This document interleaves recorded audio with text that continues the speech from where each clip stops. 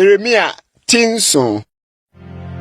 Asamwa efri Erade nchen ba Yeremia nchen se Kojina Erade fie pon kesi mu na kopai asem yi ho kase Munti Erade asem mu Yudafo nyina mofa aponkese yi mu besore Erade nyina se asafo Erade Israel Nyankopon sie nie momama kwan ne mo ne yo enye yie na mama matena hayi momfa mo ho nto atrosam so se Erade asore fie Erade asore fie Erade asore fie nie na se moma mo akwan ne mo ne yo eye yie ampa se mubu onipa ne yonko ntem atentenene se mo nhye ohoho awisia ne okunafo so na mo nhwie mogya edi bem nguhai na mo ni anyame afofra achi mfa nyamo ho bone a eno na mama matena hayi asase a mede me ma mo agyanom se emfiri da nkosi da no so hwe mode mo ho to atrosam a enya mahwe no so mo bebo kro no ade awu asai awade akekantan hunu akohye aduham amaba akodi anyame afofra munni won achi ansa na mo aba abegina manim efie yi a wode medin ato no yi mu na mo aka se wayi ye na firi mu ama mo akoso aye achiwade yi nyina na adwutwafo tu na efie a wode medin ato no yi aye mo ani so ana menso hwe mahunu Awurade asemni na monko metina bia ewo silo a miyi no Akan se medin tina ho no na monko hwede memman Israel bone no nti maye no na afei esansa mo ayo yenum nyina Awurade asemni na matua hema makasa makyeremo makasa na mo antie na mafra mo nso na mo anyeso nti meye efie a wode medin ato no a mode mo ho to so no ne tena bia mede mema mo ne mo agyanom no sɛdeɛ meyɛ silo no ara na matoto mo afiri manim agu sɛdeɛ meto mo nuanom nyinaa Efrem asefo nyinaa guye no enti wudie mpache obiara ma omanyi ensuma won ho abobo die ne mpaibo so na ensra ma won efiri se mirintie wo won hunu je oroye Yuda nkuro mu ni Yerusalem ro no so no ana mmata si nyina na agyanum so uja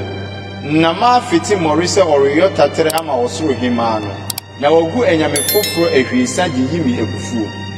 me na wo yimi egufuo Awurade asemni enya won ho na wo hye enti sa Awurade Nyankopon sie nie hwe obehwie mabufuo ne mabohye agu ehayi nipa ne mmoa ramu nua ne asase so abaso na adere a erinum sa asafo Awurade Israel Nyankopon sie nie momfa mo hye afode nka mukum afode ho na muninam efrise da miyi mo agyanom firi Misraim asase so no manka wono hye afode ne okum afode ho asem na manhye won eho mra biara na mmom asem yi ho mra na mehye won se muntie me na meye mo Nyankopon na mo nso mo aye me oman na mo nante me kwan a mahye mo ho mra nyina so na awie mo yie nanso wantie na wamra wona so ase na wofa wonara wona kwan so di wona koma bone din ye achi na wosan wona achi na wankọ anim efiri da moja no firi Misraim asase so bibesi ne da yi masoma me nkọ nyina edifo no aba mo nchen da na mitua ahima me soma awon nanso wantie me na wamre won aso ase na wosene won kon ye bone sene won agyanom na woka nsem yi nyina kyerɛ won a